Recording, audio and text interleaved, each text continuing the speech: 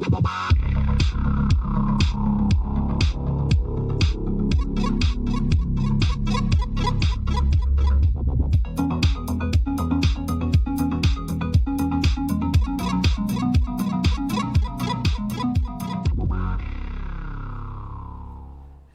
and welcome to the Unlucky Frog Gaming Podcast. You are joined by your usual hosts here, Josh Hartley, Tom Mannering, and we have Iona Craig on the show this week as well. How are we doing? Hello. I'm doing well. Alright, how are you? Yes, I'm grand, thank you. I'm grand, apart from the fact that we've already recorded this section and I've lost it through incompetence. So we're actually just doing the intro at the end now. But you've owned up to that, and I feel that's big of you. Aye, yeah. Now the next step is just going to be smoothly editing this so that you, dear listener, are unable to discern the point at which we lost Never you footage. Should have gone for like total smooth, like you'd never know, but now they'll know. Well, that's on me. Anyway, we've got a bit to talk about this week, haven't we? Yes. First of all, we've got a couple of bits of updates from Gen Con. There were tidbits of information that came out during the event that we didn't cover off. So you were saying Fantasy Flight had fleshed out the release schedule for Marvel Champions. Yes, so we talked at length about this, and they've added on via Final Fantasy Flight Live. Final Fantasy Flight Live would be weird. It's like a strange amalgamation. Yeah. They've added on some additional things to the release schedule. So we've got some new expansions that have been announced as well. 4 little expansions coming out between November and February. That being Green Goblin, Captain America, Ms. Marvel, and the Wrecking Crew. So these look like little booster sort of expansions. Similar to, as we were saying last episode, you know, their existing model for the living card games as well. You're going to tell me off here, Tom. Who are the Wrecking Crew?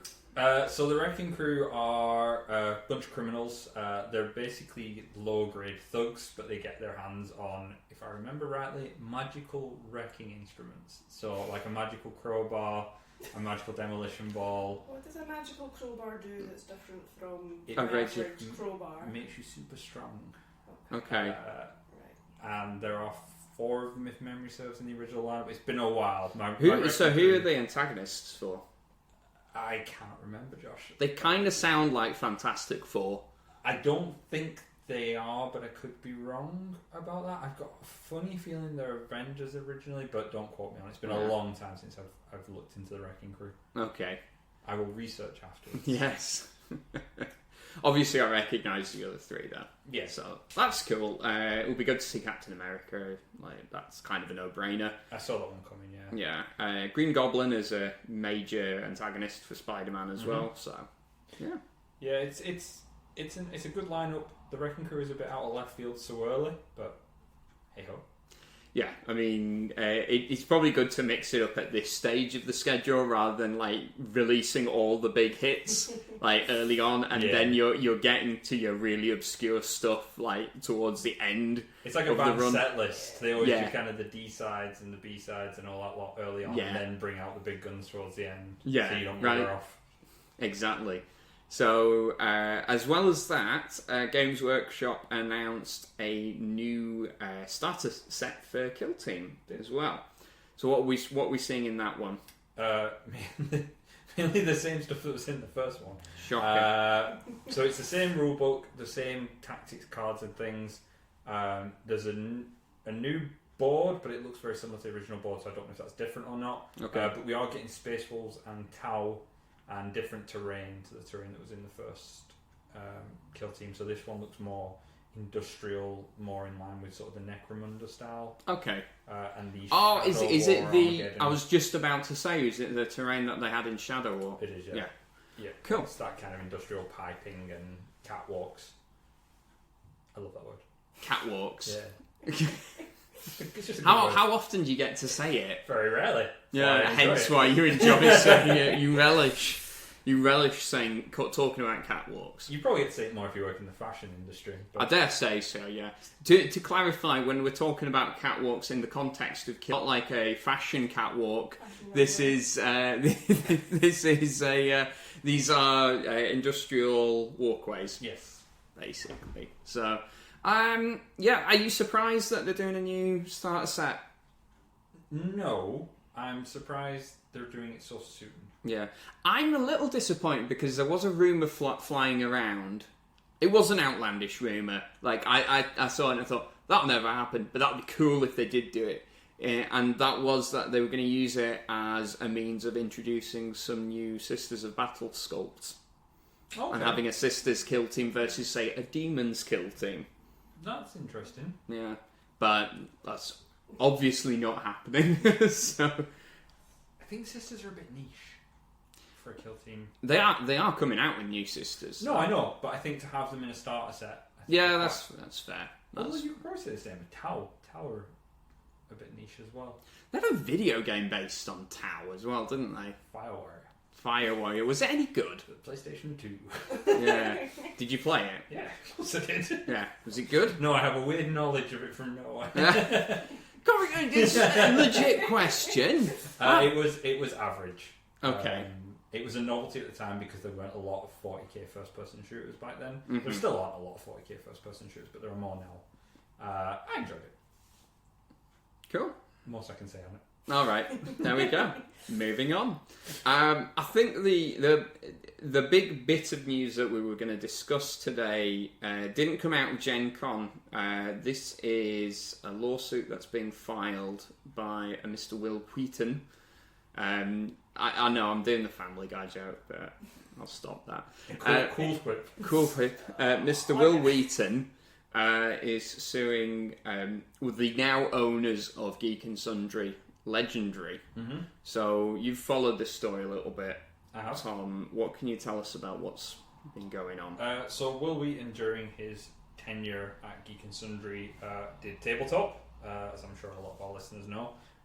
He also did, as part of that, a role-playing game where he GM'd a system called Titan's Grave, which uses the Fantasy Age, a modified version of the Fantasy Age system done by Green Ronin. And it was really popular, really well received, and part of his contract was that there was going to be a second season of Titan's Grave. I believe, if I recall rightly, he actually only agreed to do another season of Tabletop on the proviso that there was a second season of Titan's Grave. Oh, right. And Legendary, I'm not sure if they owned Geek and Sundry at that time or if they purchased them after that, but whatever the circumstances were, they did not honour that side of Mr. Wheaton's arrangement. So he is understandably peeved about the situation. Oh, fair. Fair. The other thing as well that's quite interesting about it is he is not just suing them with regards to that, it's actually with regards to the fact that they have been broadcasting his shows over things like Hulu and not giving him a cut of the profit because he has a 50% profit share of that was the original. How can they think they would get away with that? Like, he would just take that. I imagine it's to do with what it was agreed it would be streamed on, because when Geek and Sundry first came out, it was largely done on a very small number of streaming services. And when Legendary took over it, they really kind of branched that out and went in different directions with what services they used. So I don't know the exact legal, but they may be trying to abuse loopholes. Yeah, but he must, because he must reckon that he has grounds on which to get that money. What he requested was to actually see their books, to see what they were making off the back of his shows on these other formats, and they've refused to do it. So I think the first part of his suit That's never good. Yeah. We have nothing to hide. Can we see this? No. It's going to come out in Discovery as soon as this goes to court, and they have to open their books for them. So they'll either have to open their books or they'll just do an out-of-court settlement. I was going to say, is this maybe just like a delay tactic? Probably, yeah. Yeah, there we go. But if there's any grounds to what he claims, which I suspect there probably will be, I don't have any legal knowledge on that, but it's my guess, they'll either try and settle it or they'll just open the books and get torn to shreds. Yeah. So, with this happening then, do we think that's it for not only Titan's Grave, but for the show Tabletop as well? Well, there's not been another season of Tabletop for a good while now, and Titan's Grave has been outstanding for years. The second season of that was supposed to come out 3 years ago, I think, off the top of my head. Okay. Which is a damn shame because it was a really good show. And obviously Tabletop was really popular for obvious reasons. Geek and Sundry as it stands is not what it was. Well, Felicia Day is no longer part of it. Am I right in saying that? Yep, so the sort of founding members of Geek and Sundry were people like Felicia Day, Wil Wheaton, Critical Role came in quite early on as well, because they were friends of both those parties. Both of Wil Wheaton and Felicia Day were on Critical Role. They severed their ties with Geek and Sundry about a year ago now, and went their own route. Felicia Day, I think, left around about the same time, and Wil Wheaton kind of absconded. So the people that are involved in Geek and Sundry now are not the same people that were involved in the early days. Yeah. And I think that's pretty damning into what's going on, one way or another. It is a shame because I don't know about you guys. The show Tabletop was a big part of how I started getting into board games. I'd already had a go. I was already playing like Warhammer and 40k and the like, and I'd already had a crack at Magic the Gathering, but I'd never tried, broader board games in general, good board games, right? Before that part. So there's a part of me that's a little sad that means we're probably not going to see any more Tabletop. But then I suppose there's nothing really stopping Wil Wheaton doing it on a different service, right? While it was originally filmed and broadcast as part of the Geek and Sundry network, they don't own the idea, surely. They might own the IP. Okay. So I don't could know. But... Okay, but could Wil Wheaton therefore not just go, here is the Wil Wheaton show where we play board games and do exactly the same thing? Sort of the Grand Tour to Top Gear scenario. Yeah, basically Wil Wheaton just hasn't punched someone, to our knowledge.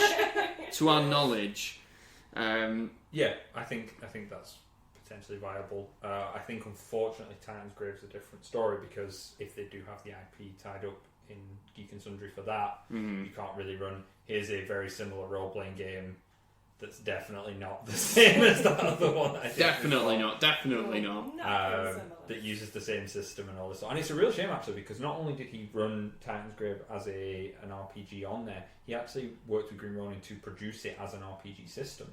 So you can actually go and buy it. You can actually buy the Titan's Grave RPG system. That's awesome. It's a modified version of the Age system that they use for things like the Dragon Age RPG, Modern Age, Fantasy Age, but it is its own RPG in its own right, and it's a good one as well. Yeah.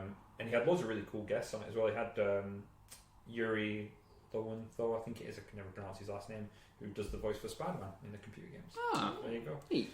Who's a cool guy. Sort of tying up all your nerd interests It right does, there. Does a little bit, yeah. So, well, we'll keep an eye on that situation and I update you guys as and when further details come out from it. But it remains to be seen. So I think that's all the news we wanted to cover off. What have we all been up to gaming-wise then? I'm going to look at Iona first. Yeah. Okay. Well, no pressure. No pressure. Bananagrams. No, I've been unpacking my games recently because I've just moved and discovering that my games collection is a lot smaller than I thought it was, because I used to live with someone with a significant game collection. Hi, Barry and Rasheen. And when I look at just my own games, it's quite sad.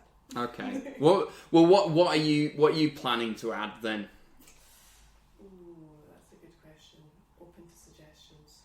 Okay. Send in your suggestions, listeners. Well, what games should Iona add? Forgive me, have you got Alta Planner? Yes. Because it involves... That was my birthday present. Yeah, there we go. I I had it in my head that you'd received it as a gift. Alta Planner... Iona has an affinity with... Is it just alpacas or alpacas and llamas? It was primarily llamas, but, a lot of stuff's about alpacas now, so... Yeah. It's fine. But I mean, they're both part of the same family of animals. They're cousins or something? Yeah. So, there we go. So if there's you probably already have a Bama llama as well then. That was what I got for my Unlucky Frog Secret Santa. There we go. Yeah. So... You don't have a second one though. I think there's a sequel, is there not? It's like... yeah, there was something about Santa or something. Right, okay. That probably would have been a better Secret Santa to me. Thematically correct. It might not have been available at the time. I don't know. Fair enough. So yeah, guys. So if you've got any board game suggestions for Iona for a future shopping trip, let us know. We'll Space on my shelves. expand the collection according. I mean, like, so broadly speaking, what is your favourite type of game to play?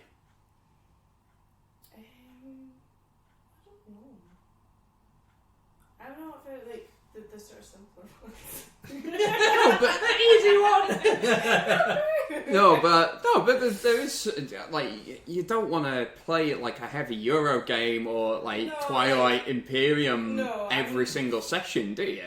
No. Like, there's something to be said for like nice, relaxing games Yeah, that we'll something actually that I enjoy. can Yeah. get my head round fairly quickly. Well, you play games with quite a few younger people as well, don't you? Oh yeah, so I play a lot of the in my sort of youth group, we play a lot of the kind of party game style things, and along the lines of Secret Hitler, like Werewolf, like Mafia, whatever. So I'm Not second cards. Not Cards Against Humanity, though. No, the one time we did play Bucket of Doom, and I thought that I had removed all the inappropriate cards, and they proved me wrong. Oh, wow. We'd like to test this theory. I've never forgotten what card it was I'd left in, but they... You'd probably get bleeped for it anyway. I'm just going to put in a bleep for comic effect. Yeah. They do request Cards Against Humanity a lot, but Yeah, that's that not ain't inappropriate. happening. No. I think I've said this before, but I'm just not a fan of Cards Against Humanity. Well, this is another thing that news item that's come up is that the Cyanide and Happiness guys have got a Kickstarter just finishing as of this recording. Yeah, today or yesterday? I think it was finished. It was either yesterday or today. It is Trial by Trolley, where you get to make ethical decisions in the form of what track do I run over all these people on. Yeah, and we were talking about this the other night, and you're not sold on it at all. The thing is, right, it's such a simple concept that, like, while on the one hand I kind of salute them for taking such a simple concept and making a game out of it, it's basically just the game of, you know, what choice do you make? Like, why? Like, do you do X or Y? And that's. But what I think is because quite often the zone that I play in is what they have with games night, people over, and it's quite often a larger crowd, and they do want something that you can just jump straight into. So, like, for example, last time you came over and we did Munchkin, but that was because we had like less people and you could do that sort of game. But quite often, if you've got a room full of people, it's useful to have those. Yeah, I think this is have those games in your collection. This is the thing with games like Resistance and Cards Against Humanity, and those, they are good for really big groups. And Trial by Trolley may fall into that. Effectively, just split into two teams, Yeah. don't you? Yeah. But this particular one, I'm not bashing on it because I don't know much about it, but it just, and I love Cyanide and Happiness as well, it just seems a little bit too simplistic.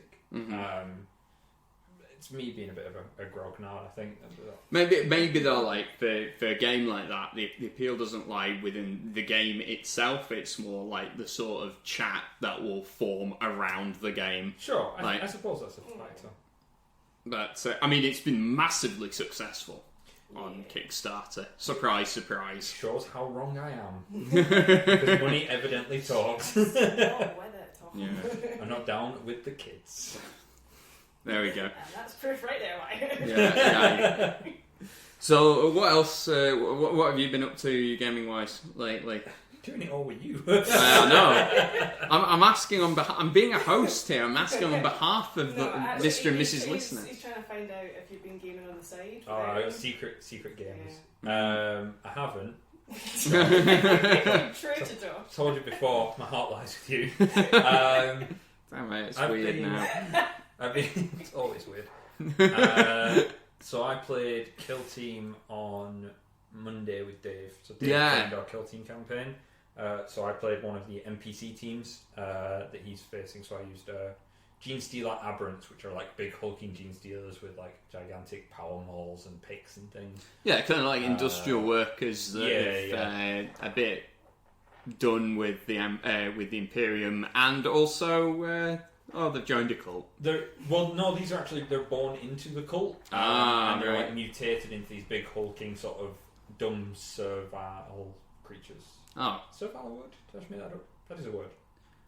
We'll go with it. Yeah. We'll, It's a word now. yeah. Sure. Added it to the Shakespeare dictionary. can do it, so can Tom Mannering. So yeah, I had those against Dave's team, which is... Thousand Sun. Thank you. Yeah. Just drew a total blank there. Yeah. I lost. Yeah. So, running theme for me with Kill Team at the moment. Oh. It's alright, Tom. Your luck will turn. It's fine. It's the legendary thing. It's where I've invested the most money into it, so I lose every single game. Hey, look, at least we're playing it now. Yeah, that's the main thing. I don't mind losing Kill Team. It's a fun narrative game. I'm used to GMing where you lose all the time in theory. Although I don't consider it losing. I'm winning with the team. Yeah, you were crafting a story. Yourself that. Aye, but Dave seemed to enjoy it though. Yeah, Dave really enjoyed it. He's coming over again on Friday of this week to play another game to get him up to speed with the rest of us. Cool. How was, because he's the only one who's actually using the psychic phase as well. So like, there's not in Kill Team, right? One of the mechanics in it is that if you've got characters that have psychic abilities, they can do their thing. The thing is, there's not that many. Two factions in the core book can use psychic powers, which are Thousand Suns and Grey Knights, to my knowledge. Yeah. Maybe Tyranids have something, but it was interesting because the first turn I actually completely forgot we even had a psychic phase. Yes. So I just breezed past it, and Dave was like, "Do I get my psychic powers?" And I was like, "Oh yeah, you do. That's a whole phase of its own." They're good. I don't think they're overpowering, but they're good. They're interesting. And Dave mentioned that he was able to chip away at your guys with them as well. So. Yeah. So the thing is, like, my Aberrants had multiple wounds, which would have made them quite difficult to take down. But because he could use his psychic powers to just knock a wound off, it meant that when he was attacking them, I didn't have any ablative armor in wound form. There we go. So yeah, I think he liked it. I'd quite like to see more of the psychic powers. They come into play a bit more in Elites and Commander. So yeah, I don't think I get much access to them with Death Guard, but I think one of my commanders does. But yeah, that's I think it. you might have one that maybe gets it. I get 0. Yeah, which I'm quite surprised about. I thought Psychers are kind of a thing for the Imperial Guard. Astartes have sanctioned Psychers, but not in Kill Team. No. So I am Psycholess. And I think Callum's in a similar boat as well. Yeah, well, does he not get a librarian? Maybe. Yeah. Maybe. Problem is with Elites and Commanders, I've not read up on it too much, so I don't want to spoil it. No. Fair. I don't like that in a game when you're playing against someone. I don't like to know too much about what they've got because it takes kind of some of the surprise out of it almost.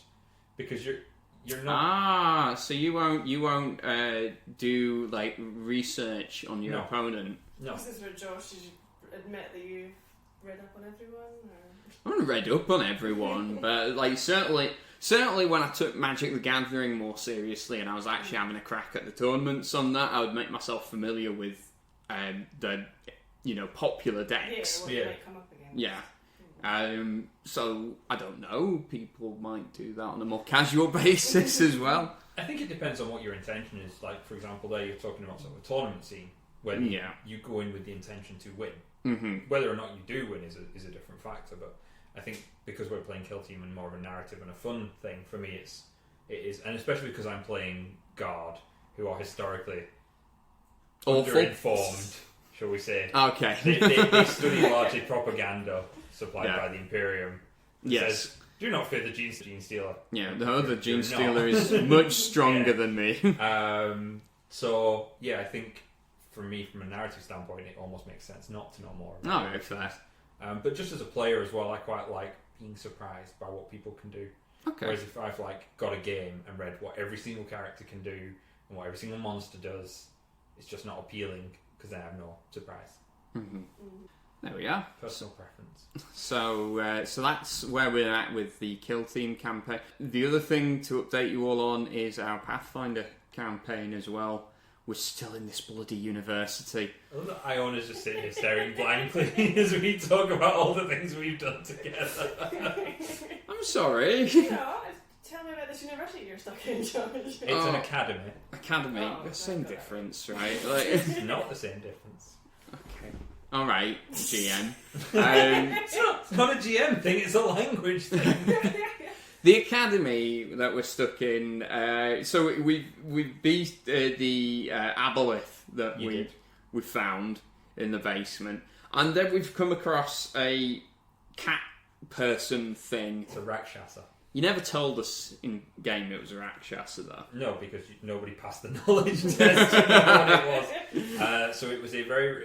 I love Rakshasas. So it's a very refined, regal gentleman with a lion's head and mane. But he's got clothing on. But then his hands are like the wrong way around. So his thumbs are like on the other side. It looks so weird. They bend in the way, and I realise people can't see me doing this hand gesture over a podcast. Sure, they can picture. So Yeah. if you place your hand face on... Tom's just about to blow someone's mind. But Rakshasas are really interesting because they're actually real-life mythological or theological creatures. Oh, they're from like Indian mythology and Persian. Hindu? Yeah. Hindu religion, and they were also adopted into Buddhism, apparently. Oh, there we go. Which I learned today when I was doing a bit of research. Ah, nice. So we had a dilemma, basically.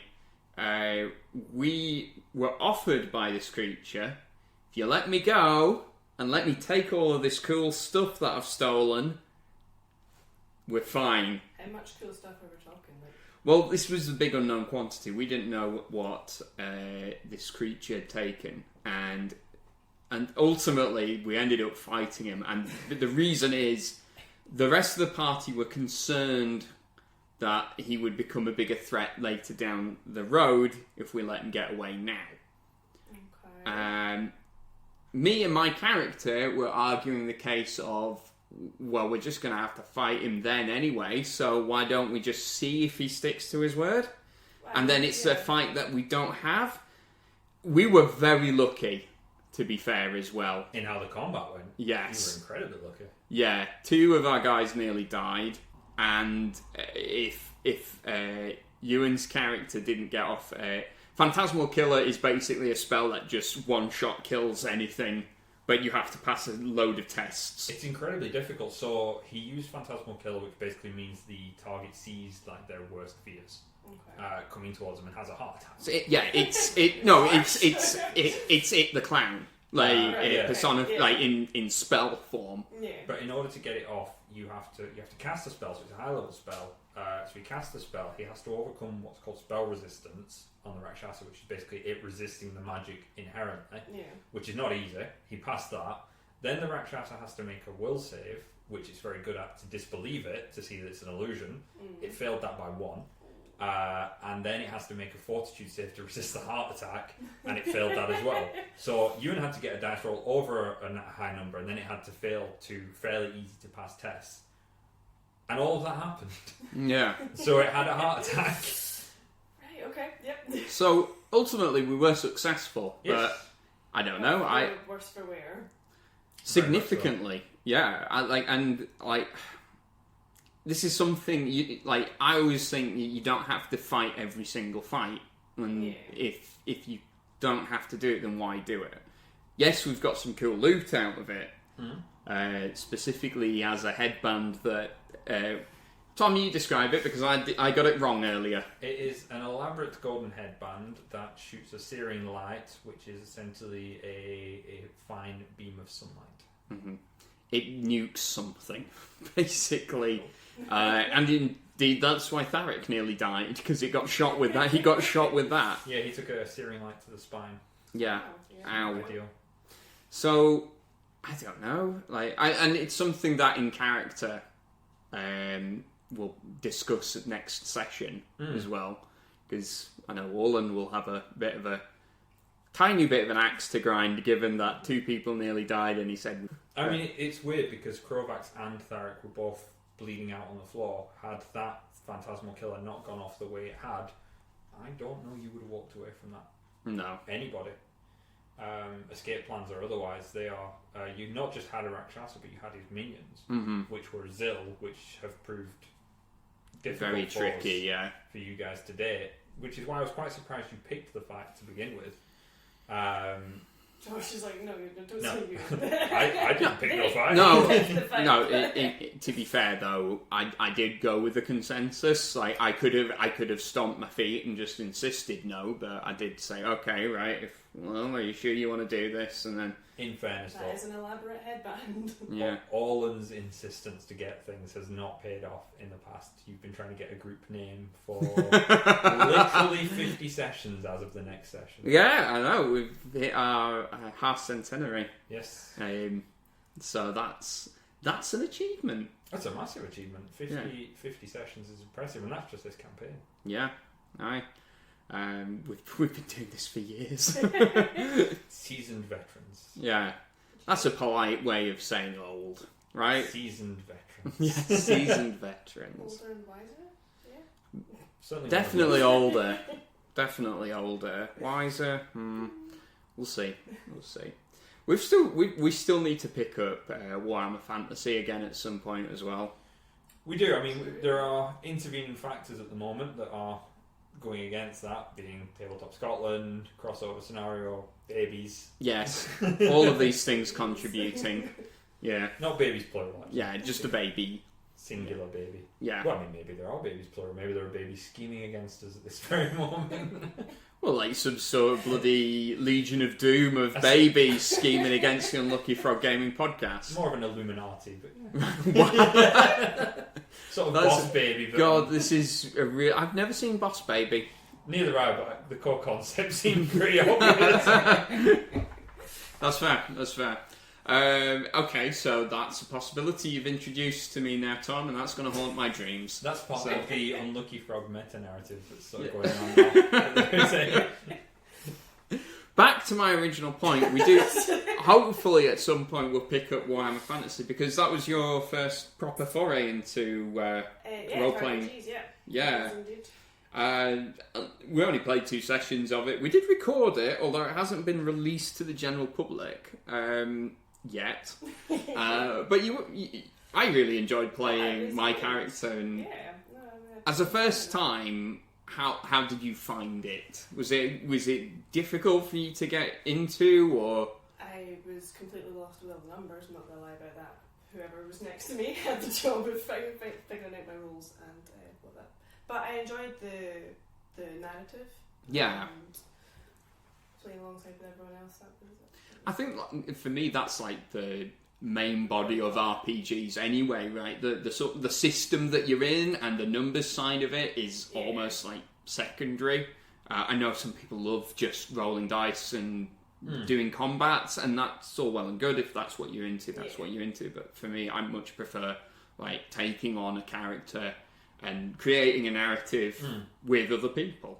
And it's quite, for me, that's quite a unique experience for tabletop RPGs. Yeah, I don't think you will find that easily in other formats with the same flexibility. I mean, computer games and board games can do it, but they're more restrained by their own frameworks. Structured. Yeah.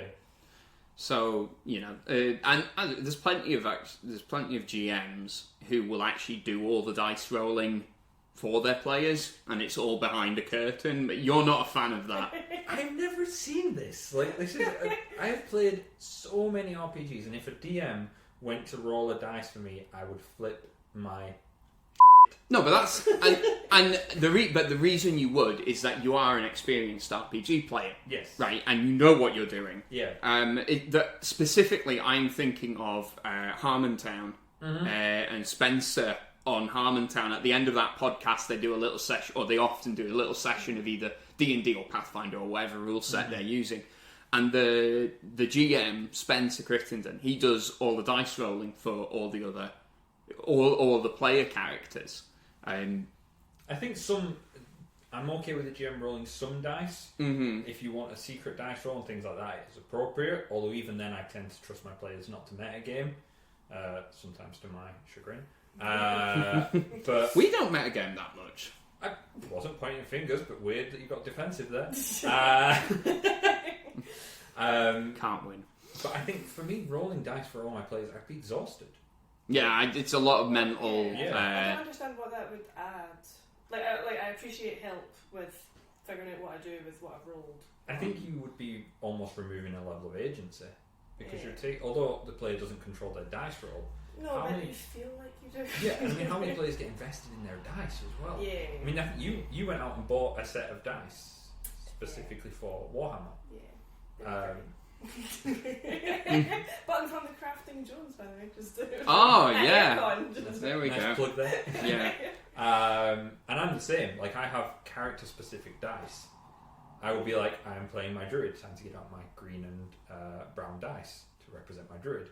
I'm playing my wizard who has a purple robe. Time to get out my purple dice. And this is very meticulously planned.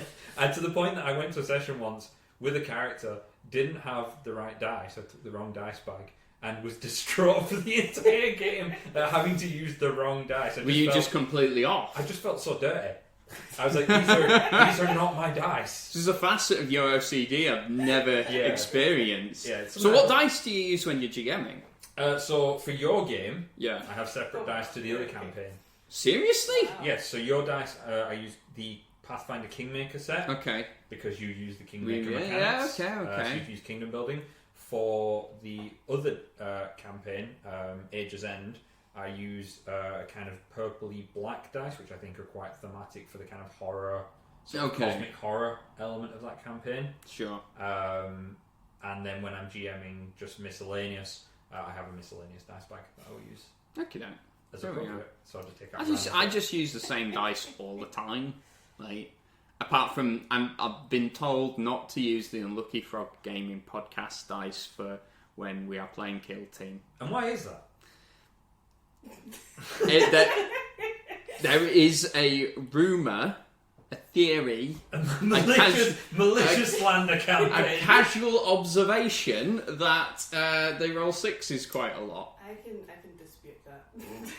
I don't think they do. I think Beetle Drive where we spent 5 minutes not getting a six. So, like, I think it's just the fact that I shout out Unlucky Frog Gaming Podcast whenever I roll a six. He does. Yeah. He really does. I could see why that would be not great. It does get tedious, so I have stopped using them now. You have, and I do appreciate that. Both as a player and someone who hates hearing you shout that all the time. No, I think it's good to have investment in dice or your character sheet or whatever, I think that shows that you're excited about the game. So yeah, and you do it for other games as well, though, right? Like, people get very particular about sleeves they use for their card games, the deck boxes, all of that sort of stuff. Like, even like cases for their miniature as well. Miniature singular, not like a box of them, but one single mini.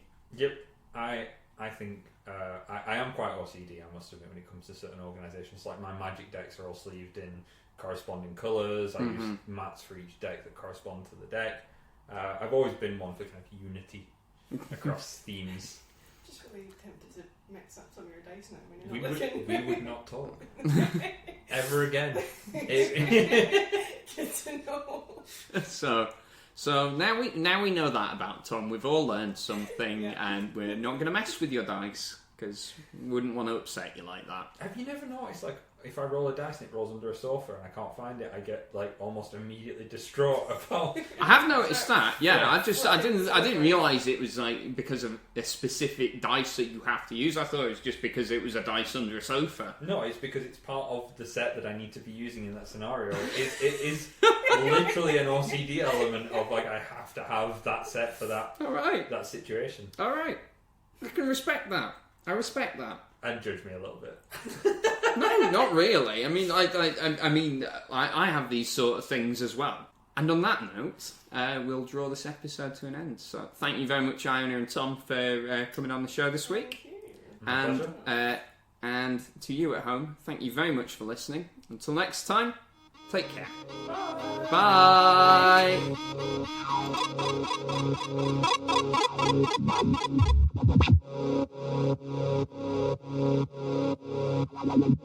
Bye.